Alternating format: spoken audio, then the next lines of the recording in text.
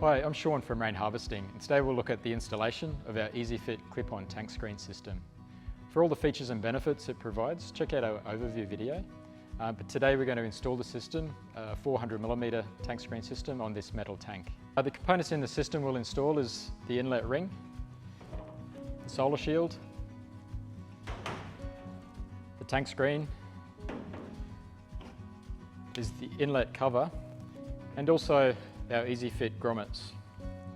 The first step to the system is to fit the inlet ring into place. It just simply fits into the cut hole on the top of this metal tank.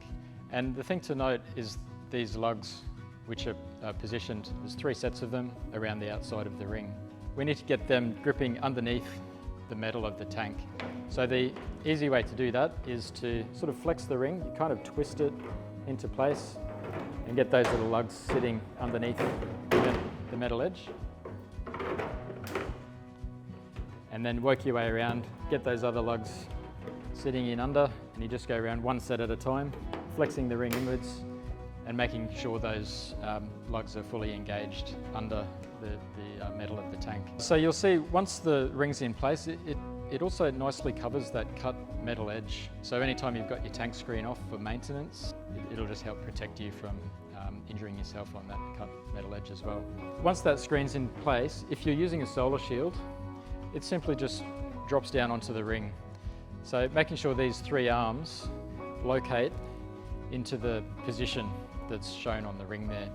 The easy way to do that is just to simply drop it in any orientation and then just spin it around and it just drops down into position once those arms are in the right spot. The next step is then to put the screen over the top. So the screen has these clips, there's 3 clips around the outside.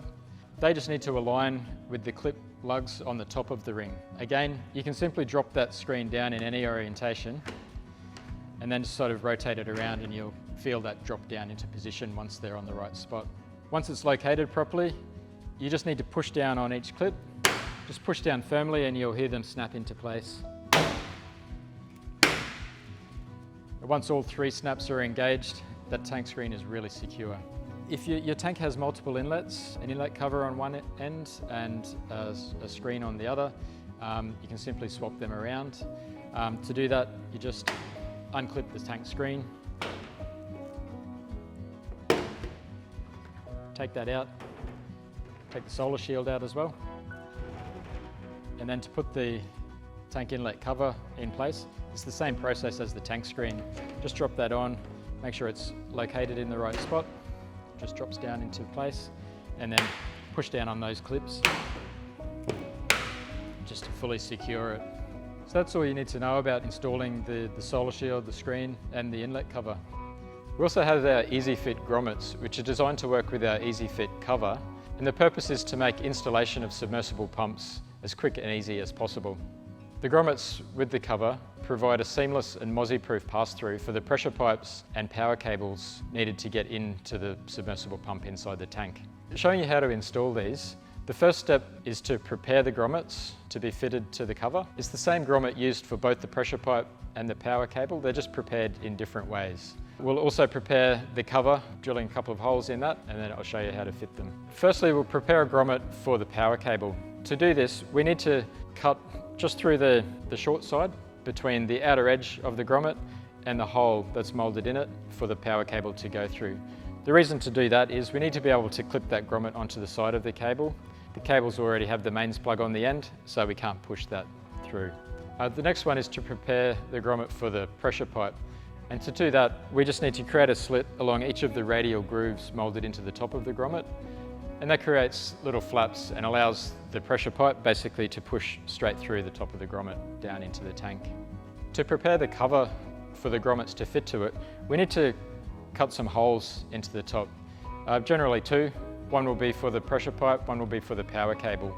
And you'll see they're moulded into the top surface. We have some guides as to where you can drill those holes.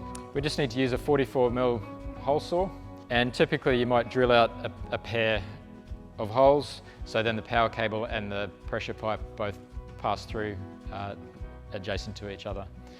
So once both the grommets and the cover are prepared, we can go about fitting that to the tank and doing the final installation of your submersible pump.